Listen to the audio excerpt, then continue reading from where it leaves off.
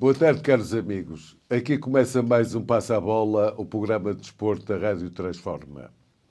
A 20ª jornada, o Benfica nesta jornada tinha jogado por antecipação, tinha ido a Passos Ferreira e venceu por 2-0 e assistia, digamos, no sofá aos seus dois mais diretos perseguidores a jogarem fora e esperava que eles tropeçassem.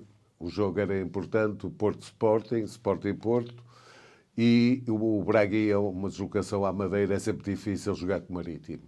Mas, entretanto, as contas dos benfiquistas saíram furadas. Quer Sporting, quer o Braga ganharam os seus jogos e mantêm-se na disputa do título e não deixando pontos nesta jornada. Esta jornada também foi caracterizada por muitos pisões. Começou até na Taça de Portugal. O pisão do jogador do Benfica, o Bá, foi demonstrado com o cartão vermelho, punição máxima. Passados uns minutos, o jogador do Braga, Racic, tem também uma entrada faltosa do mesmo género e é demonstrado com o cartão amarelo. Neste domingo, ontem, Pepe pisa o jogador de Sport, Chermiti, e nem amarelado foi. Daí a frase da semana ser o VAR e o seu sistema estar montado e condicionado para a atribuição dos títulos. Por que esta frase tão polémica, Fernando Jorge? Ora bem, Rui, e olá aos nossos ouvintes e acompanhantes que nos vão acompanhar ao longo deste programa. É a frase mais adequada para esta semana, disseste bem, e subscrevo totalmente, porque tivemos, para exemplo da frase que nós lançámos desta semana, tivemos dois exemplos flagrantes em que o VAR foi criado para ajudar os árbitros, fracos, por isso é que não foram ao Mundial nenhum deles, embora lá no Mundial estivessem alguns até provavelmente piores do que os portugueses, mas isso é outra história. Os nossos árbitros são fracos e, além de serem fracos, este sistema do VAR veio para auxiliá-los, mas não chega só, porque os árbitros estão condicionados e toda a gente sabe porquê. E, portanto, a nossa frase desta semana é esta. Tem a ver com o VAR. E vamos mais à frente verificar porque é que a colocámos aqui esta semana. Vamos começar pelo jogo, pelos quartos de final da Taça de Portugal, conforme tu disseste, foi a anterior ao campeonato. Marca um golo. Sim, vamos falar... E depois, à meia hora, quando estava por cima do jogo, realmente, sim. Bá tem uma entrada imprudente e é sancionado com o cartão vermelho. Sim. O árbitro mostrou o cartão amarelo, o VAR aí interviu e fez questão de o árbitro ver no monitor que era para cartão vermelho. Concordas com a decisão? Sim, concordo plenamente. O problema é o critério que o árbitro levou para este jogo.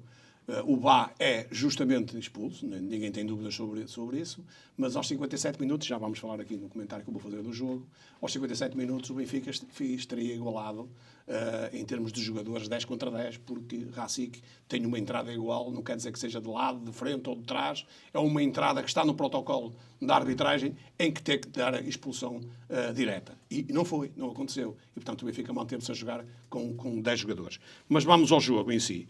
O Benfica jogou com a mesma equipa, e eu digo mesma equipa sem os titulares Gonçalo Ramos e Rafa no banco. O Neres foi o único que jogou que já estava a jogar. A equipa manteve-se praticamente a mesma. O Sporting de Braga jogou com a mesma equipa, mais ou menos habitual, que tem jogado. Já não conta com o Vitinha porque foi vendido no mercado de transferências. Não é? E sem o Ricardo Horta, que estava, segundo disse o treinador, que estava lesionado. Eu vou comentar este jogo em 3 partes. Para mim tem 3 partes este jogo. E porquê é que tem 3 partes? Porque até no começo do jogo as equipas alinharam e nos primeiros 30 minutos o Benfica foi superior em todos os aspectos ao Sporting de Braga. Aos 15 minutos o Gonçalo Guedes faz um bom golo de cabeça e o Benfica passa a ganhar 1-0. Aos 19 minutos há um penalti indiscutível sobre o Gonçalo Guedes, que não é marcado, nem sequer há uma intervenção do VAR, quando devia haver, para pelo menos o árbitro, chamar o árbitro para ir ver a infração, e depois decidiam se era penalti ou não. Toda a gente viu que era um penalti flagrante, toda a gente falou nisso. Portanto, o Benfica, aos 19 minutos, poderia estar a ganhar por 2-0 e o jogo era completamente outro. Esta foi uma parte. Aos 30 minutos, dá-se a jogada em que o Vá é expulso, e muito bem, porque há uma entrada com alguma negligência e a pôr em causa a integridade física do jogador do Sporting de Braga, o Pizzi, é expulso muito bem. Mas aos 57 minutos há uma jogada também idêntica, embora mais lateral, do Racik sobre o Alsnes, que para mim é o melhor jogador em campo, digo já, embora tenha falhado o penalti, infelizmente, sim. isto acontece, passa a todos. Portanto, o Racik tinha vindo para a rua aos 57 minutos e aí o Benfica jogaria 10 contra 10 e o jogo era outro. Entretanto, vão para a segunda parte. Empatados. O Braga empata. Exatamente, empata num cruzamento. Uma bola parada. Uma antecipação de cabeça do jogador do Braga, e a bola vai para os Musrati, que aparece ali sozinho, a encostar praticamente para a baliza deserta, e faz 1-1. Portanto, vão para intervalo as equipas, não sem antes haver uma alteração neste capítulo. Tenho aqui dito vários elogios ao Roger Smith, mas desta vez tenho que los tirar, porque o Roger Smith, e depois mais à frente também vão dizer, o Rubem Amorim, esta semana estiveram muito mal na orientação das suas equipas. E Roger Smith tirou Gonçalo Guedes, quando devia ter tirado Aron Neres, porque o Gonçalo Guedes é um indivíduo mais rápido, mais consistente, mais raçudo, é um indivíduo moralizado, até porque marcou o golo e tudo, e o Benfica teria que jogar, é o ABC do futebol, e qualquer treinador de futebol sabe isto, a partir do momento que há uma expulsão, a equipa pode ser colocada num 4-4-1. E o Benfica jogava 4 defesas, 4 no meio campo, e o Guedes na frente sozinho a orientar. Quando o Guedes estivesse cansado, está lá o Gonçalo Ramos no banco, e está lá o Rafa também no banco, para substituir. E depois íamos ver, e acredito que o Benfica, se jogasse desta maneira, eventualmente não perderia o jogo. Podia ir a prolongamento, mesmo o jogo era outro. Agora, o treinador do Benfica baralhou-se completamente, chegou ao intervalo empatado e fez outra alteração na equipa que ninguém entendeu até hoje, porque ele ainda não a tinha feito. Não sei se é o plano B, se é o plano C, se é o plano D ou se é o plano dos aflitos. O que é que ele fez? Jogou com 3 centrais. Sim, entrou o Morato. 3 centrais, meteu o Morato. E ele o que é que deu a entender ao treinador do Braga, que estava com mais um? Deu a entender que ia defender, ia jogar com 3 centrais e mais 2 a defender, portanto, uma defesa assim.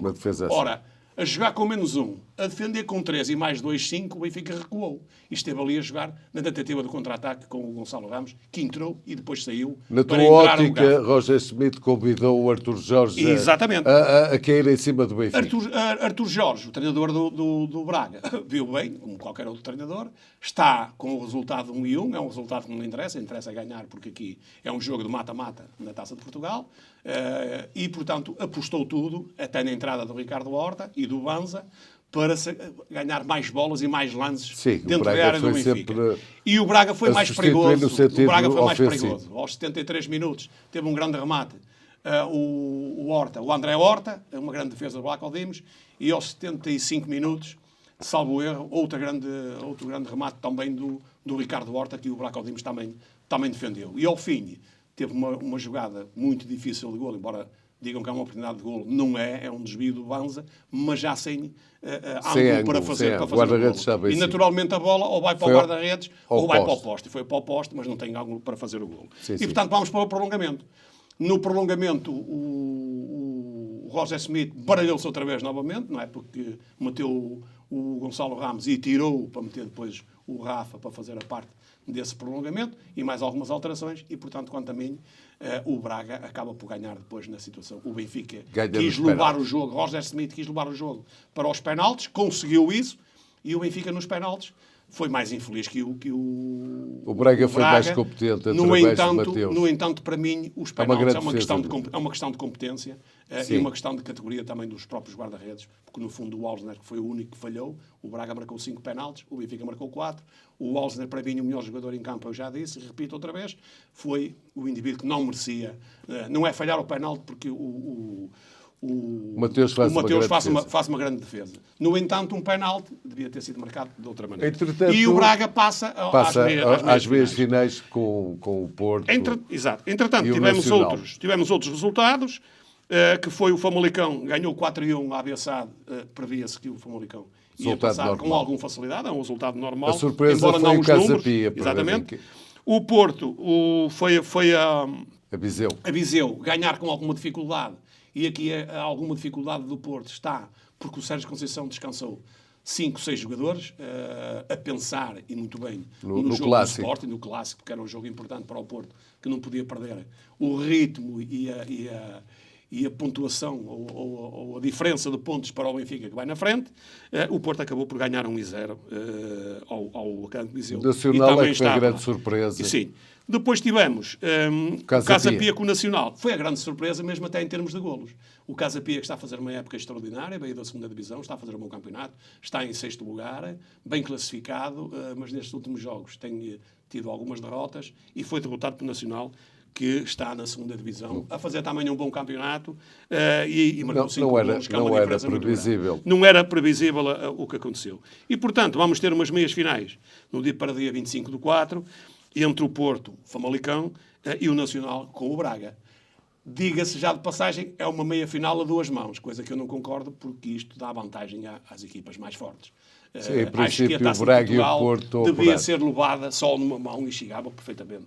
Porque numa mão tudo é possível. Em 2 mãos, muito dificilmente uma equipa mais forte, em 2 jogos, perde Claro. com mais facilidade. Portanto, sobre a Taça de Portugal, Entretanto, vamos aguardar. Está tudo continuamos dito. com o jogo escaldante, o clássico Sporting Porto. Previa-se imensas dificuldades para um Porto algo debilitado por mor de algumas lesões de jogadores influentes, nomeadamente Otávio. O Porto chega ao Alvalade e, no meu entender, impõe-se claramente. Sérgio Conceição montou uma equipa bem povoada no meio-campo, consistente, e Rubem Amorim inventa um bocado, tira alguns coelhos da cartola, mas que me parece que não surtiram o efeito desejado. Fernando Jorge, o que é que tu achas sobre o clássico Sporting Porto e a vitória, se foi, no teu entender, foi justa e merecida do Porto? Bem, antes de mais, antes da análise ao jogo, as vitórias são sempre justas pela equipa que marca mais golos. Neste caso, o Porto Sim. marcou 2 golos, o Sporting marcou 1 e perdeu o desafio e perdeu os 3 pontos e perdeu provavelmente a entrada nos 3 primeiros lugares, uma vez que o Braga ganhou e está agora a 8 pontos. Ficou tudo muito difícil. Portanto, mais difícil para o Sporting. Já estava, em termos de título, o Sporting estava arrumado, já tínhamos dito aqui. Em termos do segundo lugar, muito difícil, a não ser que ganhasse os 3 pontos ao Porto, podia aproximar. Não ganhou, portanto, muito dificilmente o Sporting, quando muito, pode lutar pelo 3º lugar, se o Braga der algumas abébias. Relativamente a isto, conforme eu disse que o Roger Smith esteve mal esta semana, o Rubem Amorim ainda esteve pior. E porquê que o Rubem Amorim esteve pior? Enquanto o Sérgio Conceição foi mais honesto em termos da constituição da equipa, uma vez que não tinha o Otávio, que é uma peça importante no Porto, em todo o sistema de jogo do Porto, reforçou, jogou num 4-4-2 com o reforço do meio-campo, portanto jogaram 4 no meio-campo, André Franco, Mateus Uribe, Marco Rustic, e o Galeno também mais recuado, exatamente, e o PP à frente, e depois o Taremi mais avançado. O Sporting, o Rubem Amorim, provavelmente para ludibriar um pouco o Sérgio Conceição, fez aqui algumas manobras e saiu o tiro pela culatra. E vamos ver. Jogou o Gonçalo Inabo, o Inácio, o Coates e o Mateus Reis, quanto a mim está correto. Depois jogou o Fatal, é a primeira invenção do Rubem Amorim, porque quem deve jogar é o Nuno Santos. O Nuno Santos é um jogador competitivo, é um jogador que tem golo, tem jogado bem. E mais rotinado. É uma das grandes peças do Sporting atualmente. O Nuno Santos na esquerda e na direita Porro, que já não está lá. Depois na direita jogou o Bellerin, que o próprio treinador veio dizer que não estava em grandes condições. Quando o jogador não está em grandes condições, não joga com esse jogador. Porque esse jogador pode ir lá para dentro do campo, foi o que aconteceu, joga meia hora e depois tem que ser substituído. O jogador que estava... O Trincão, não é? Sim, o jogador que estava lá a jogar, que a semana passada ele até deu a primazia na marcação do penalti para moralizar o próprio jogador, e ele o Esgaio, ele desta vez entendeu que mandaram o Esgaio para o banco, e mal.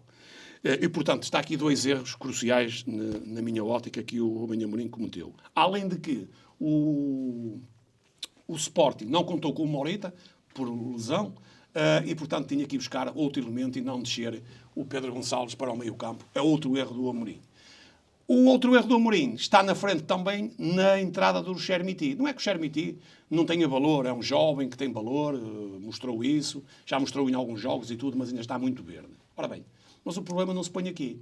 Porquê que o Sporting fez tanta luta, meteu uma providência cautelar, para me ir buscar o Paulinho, para o Paulinho poder jogar a bola, eu, se estivesse no lugar do Paulinho, ficava triste. Porque se andaram a tentar que eu jogasse o jogo e depois me mandassem para o banco, é muito chato para um jogador. Quer o Paulinho, não é? Sentiu-se inferiorizado. Quando o Paulinho entrou e entrou mal no jogo, o Paulinho praticamente não fez nada. Provavelmente esta situação mexeu um pouco com ele.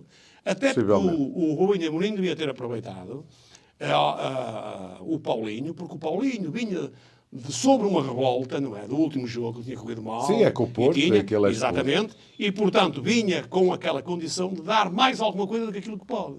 Nem isso foi aproveitado pelo Rubem Amorim. O Rubem Amorim esteve muito mal. E depois, nas substituições que o Rubem Amorim fez, nomeadamente meter Trincão para depois o tirar e dizer que estava uma amiga ali. Opa, isso é conversas da treta, está errado também, mais uma. Portanto, o Rubem Amorim está baralhado. E porquê? Quanto a mim. É um bom treinador, ninguém não tira o mérito, sem dúvida, claro. Nem eu. Tomaram eu no meu clube, já disse isto várias vezes, sem problemas nenhuns. Pode ser o Smith, irmos buscar o Rubem Amorim, vamos buscar um grande treinador, se calhar até melhor do que temos lá. É uma questão de jogadores também, de darem jogadores. O Benfica dá jogadores, o Sporting não dá. Pelo contrário, vem dos melhores jogadores. Isto é preciso também terem atenção a isto, é muito importante. O Amorim está baralhado, porque o Amorim não está a contar, foi sempre um treinador também com alguma sorte, já em Braga e aqui no Sporting também, quando entrou, não está a contar com tantas derrotas e tanta diferença de pontuação como está. E, portanto, anda baralhado. Já saiu das provas todas, menos da Europa League, que vai jogar, e é onde o Sporting vai tentar agarrar-se, a tentar fazer... Mas, no teu entender, no cômputo geral, o Porto foi um bom justo vencedor? No cômputo geral, o Sporting teve mais oportunidades do que o Porto, até mais flagrantes do que o Porto aproveitou bem. O Porto é uma equipa com experiência. O primeiro golo foi fundamental. Sim, o primeiro golo é fundamental, há uma sorte de alguma também. felicidade, sim, uma vez sim. que... Depois tem um bom guarda-redes do Porto, que na hora H vai buscar bolas que lhe dá pontos, não é? Portanto, o Diogo Costa faz lá 2 defesas, que são 2 golos. Para outro guarda-redes normal, seriam 2 golos para o Sporting, de certeza absoluta. E outra intervenção do Marcano, que praticamente corta um golo ao Sporting, sim, quando mete o peito à bola, que aí o Diogo Costa não podia fazer nada. Portanto, menos experiência da parte do Sporting, o treinador mal, Sérgio Conceição muito bem. Aliás, Sérgio Conceição até tinha dito, anteriormente ao jogo, no flash interview, que dessem 11 jogadores, mais alguns no banco, que pelo menos os jogadores do Porto iam para lá e corriam e jogavam dentro daquelas características que são normais ao Porto. Entrega, garra, não tem grandes jogadores a fazer grandes diferenças, tem 2 ou 3 acima do normal, mas têm espírito de equipa e estão habituados a vitórias. O Porto com esta vitória mantém esta vitória mesmo na rota do título. Sim. Basta uma escorregadela e fica a depender dele próprio. Exatamente. Já tínhamos dito isso aqui, que o Porto, qualquer uma destas equipas, quer o Porto, quer o Sporting, era um jogo de mata-mata, porque nenhum podia perder, nem sequer empatar, era uma derrota para os 2. Sim. E, portanto, o Porto aproveitou esta vitória no Sporting, marcou 2 golos, o Sporting marcou 1, teve outra imvalidade e bem, e, portanto, o Porto mantém-se na rota da revalidação do título a 5 pontos do Benfica. E, portanto, ainda faltam muitos jogos e vamos ver. E o Braga continua a ser grande sensação, mantém-se ali colado ao Porto e na esteira do Benfica, ganhando na Madeira. Sim, o Braga foi fazer mais pelos pontos que ganhou do que pelo jogo que fez, que o Braga jogou pouco, eu vi esse jogo. O Marítimo, de longe, merecia ganhar esse jogo, foi perdoar em algumas situações, enervou-se com outras, até, nomeadamente um jogador que mal entrou, saiu logo expulso. Esteve em campo praticamente 1 ou 2 minutos, mal, portanto eles estavam todos de cabeça virada, porque o Marítimo está com uma classificação muito baixa, pode descer de divisão neste momento, e portanto o Marítimo foi superior e mais uma vez, mais um caso de arbitragem e de VAR em que é sonegado um penalti, claro, ao Marítimo. E isso é muito importante porque isso podia ter virado o jogo de outra maneira. O Sporting de Braga teve sorte, do VAR não ter feito. Entretanto, para a semana começa a Liga dos Campeões, o Benfica vai a Bruges e depois o Porto receberá o Inter. O que é que tens a dizer, nomeadamente, sobre o Benfica, que é o jogo já na próxima quarta-feira em Bruges. O Benfica vai com toda a equipa disponível, não tem lesionados. O que é que tu esperas desse jogo? Espero totalmente uma vitória do Benfica aqui em Bruges por vários motivos. Em primeiro lugar, não há nomeações para o VAR feitas aqui pela equipa de arbitragem que está cá em Portugal, por ser Fontelas Gomes, que toda a gente o conhece. Em segundo lugar, a UEFA não perdoa em termos de arbitragem se forem mal feitas também. Não manda para a jarra, mas põe-nos a descansar os árbitros por algum tempo. Tem árbitros fracos também e tudo. Portanto, o Clube de Bruges não é uma equipa perfeitamente ao alcance do Benfica, e acredito que o Benfica, se jogar de entrada, o Benfica está a jogar quase tão bem como estava a jogar antes da paragem para o Mundial. Isto é importante. Com mais estas aquisições em que o Benfica, neste momento, tem todos os jogadores disponíveis, o Benfica tem equipa para chegar lá e jogar taco. Acreditas na vitória e muita do superioridade. Portanto, o Benfica, para mim, e vai ter tudo que trouxer, apoio. exatamente, tudo que trouxer abaixo de um empate é uma derrota para o Benfica. Mesmo até o empate, considero que o empate para o Benfica é uma derrota. Porque o Benfica convém ir lá ganhar, para ficar logo com a tarefa mais facilitada e ir buscar também os tostões da Acreditas que o Benfica segue? Portanto, e o Porto com o Inter? O Porto com o Inter, não iam falar muito porque é só para a semana e estamos cá depois para analisar. Previamente. Só para a semana é que o Porto vai jogar. Tá bem. Temos no dia 16, logo a seguir, na quarta-feira, temos o Sporting com o Midland. Acredito que o Sporting aqui com o Midland é superior ao Midland, embora vá ter alguns cuidados, mas o Sporting tem que se agarrar com unhas e dentes à única taça que pode ganhar ou que pode valorizar a equipa até ao fim do campeonato. Acredito que o Sporting vai passar também esta fase, este play-off. Depois temos a Europa Conference League, um Braga com a Fiorentina. É um pouco mais difícil, porque as equipas italianas não é fácil jogar com eles. A Fiorentina também está pior que o Braga, que o Braga está bem lançado. A Fiorentina está lá para o meio da coisa, tem perdido alguns jogos. Acredito que o Sporting Braga vai se bater aqui e eventualmente podem passar os 4. Depois para a outra semana vamos falar mais ao pormenor com o Futebol Clube. Entretanto, a Liga BN continua e os 3 primeiros classificados vão jogar em casa. Sim. Uma pequena divisão sobre o Benfica com o Boa Vista, o Porto com o Rio Ave, não é? Sim, temos um Porto com o Rio Ave. À partida é um jogo de prognóstico caseiro para o Porto. O Porto irá ganhar com maior ou menor dificuldade, de certeza absoluta. O Braga com o Arouca também. O Arouca está a jogar bem, mas acredito que o Braga, lançado e moralizado como está, vai tentar ganhar os 3 pontos também. O Sporting vai a Chaves. Vamos ver como é que o Sporting vai reagir depois desta derrota em casa. Sim, o Sporting com o Porto. É muito importante ver como é que vão reagir. O Chaves é uma boa equipe, está a fazer um bom campeonato. E o Braga Boa Vista. O Benfica recebe o Boa Vista, que vai jogar hoje o jogo em atraso, que faltam 2 jogos que são realizados hoje, e o Boa Vista hoje também tem que ganhar o jogo também para dar um salto na classificação e pôr-se um bocado à margem de poder descer de divisão. Mas acreditas que o Boa Vista tem equipa para pontuar na Luz? Não tem. O Boa Vista, de momento, ao que está a jogar, exceto algumas vezes, um jogo por outro, acredito que o Benfica também vai ganhar com facilidade a este Boa Vista. E, portanto, depois temos os outros jogos que são meramente normais. Acreditando que na próxima jornada da Liga BWIN as coisas vão continuar como estão, portanto, com o Benfica à frente, o Porto sempre na pegada do Benfica e o Braga colado ao Porto. Portanto, ambas as equipas, é a nossa previsão, vão ganhar os respectivos jogos em casa e com esta previsão sempre falível, despedimos-nos com toda a amizade. Obrigado a todos, uma boa semana para todos.